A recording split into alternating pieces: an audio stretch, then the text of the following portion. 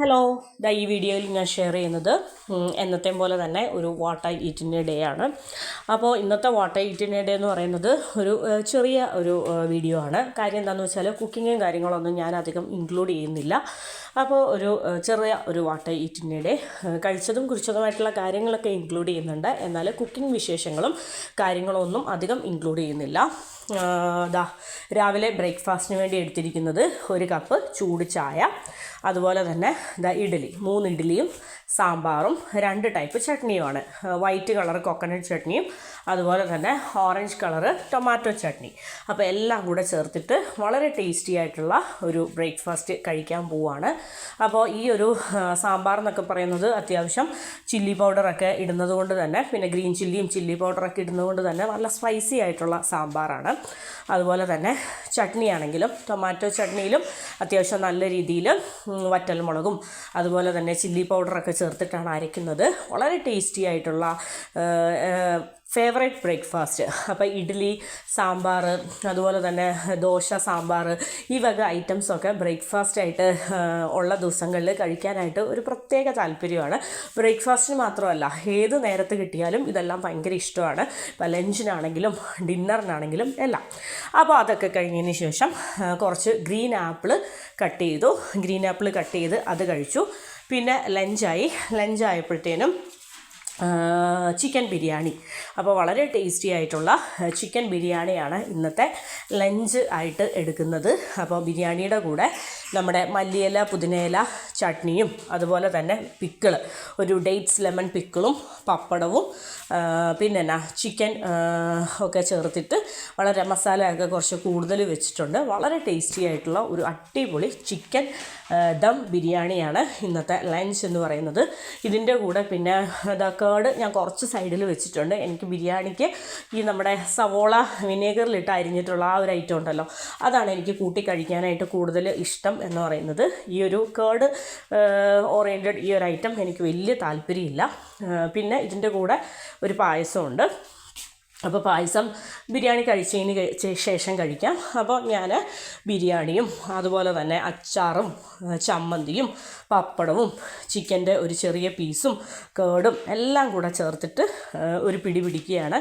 അപ്പോൾ ബിരിയാണി എന്ന് പറയുന്നത് നമ്മളൊരു ചിക്കൻ ബിരിയാണി ഇന്ന് ഉച്ചയ്ക്ക് വാങ്ങിച്ചതാണ്. അപ്പോൾ അത്യാവശ്യം ഒരുപാട് ക്വാണ്ടിറ്റി ഉണ്ടായിരുന്നു. ഞാനും മോളും എല്ലാവരും കഴിച്ചിട്ടും പിന്നെയും മിച്ചമായിരുന്നു. അപ്പോൾ വീക്ക് ഡേ ആയതുകൊണ്ട് തന്നെ ഇക്ക കഴിക്കാനില്ല. അപ്പോൾ ഇതാണ് അതിൻ്റെ കൂടെ കിട്ടിയ പായസം എന്ന് പറയുന്നത്. ഭയങ്കര ടേസ്റ്റി ആയിരുന്നു.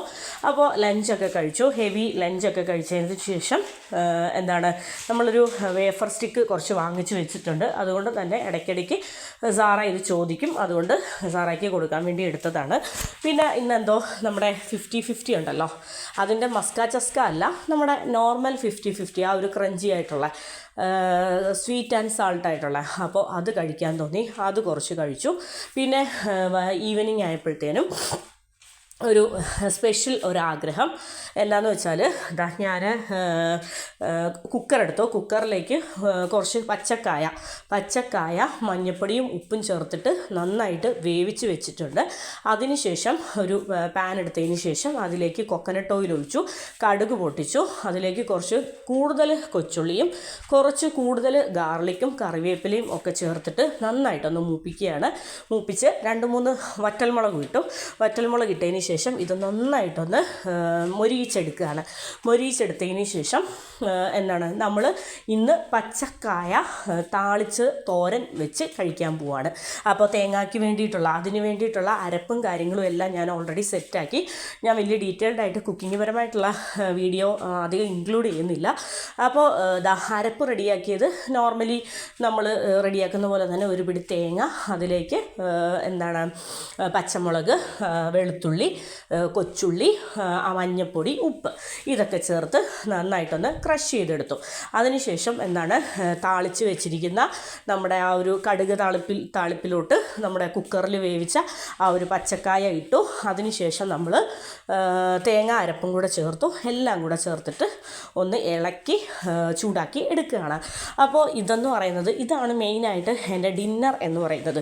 എനിക്കിത് ഭയങ്കര ഫേവറേറ്റാണ്, ഭയങ്കര ഇഷ്ടമാണ്. നമ്മുടെ കപ്പ ഇതുപോലെ താളിച്ച് കഴിക്കാൻ ഇഷ്ടമാണ്. അതുപോലെ തന്നെ എന്താണ് മത്തങ്ങ എരിശ്ശേരി, അതുപോലെ തന്നെ ഈ പച്ചക്കായ ഇതുപോലെ താളിച്ച് കഴിക്കുന്നതും ഒക്കെ ഭയങ്കര ഇഷ്ടമാണ്. അപ്പം മെയിനായിട്ട് എൻ്റെ ഡിന്നർ എന്ന് പറയുന്നത് ഇതായിരുന്നു.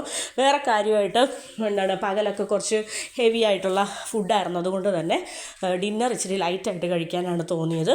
അപ്പോൾ വളരെ ടേസ്റ്റി ആയിട്ട് ആ വെളിച്ചെണ്ണയിലൊക്കെ കടുകൊക്കെ പൊട്ടിച്ച് താളിച്ച് ആ ഒരു തേങ്ങയുടെ അരപ്പൊക്കെ ചേർത്തിട്ടുള്ള നല്ല അടിപൊളിയായിട്ടുള്ള എന്താണ് വാഴയ്ക്ക താളിച്ചത് കഴിച്ചു.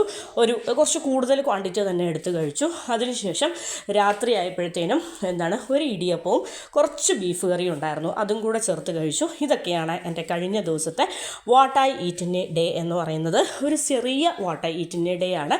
അപ്പോൾ ഇത്രയേ ഉള്ളൂ. Thank you for watching.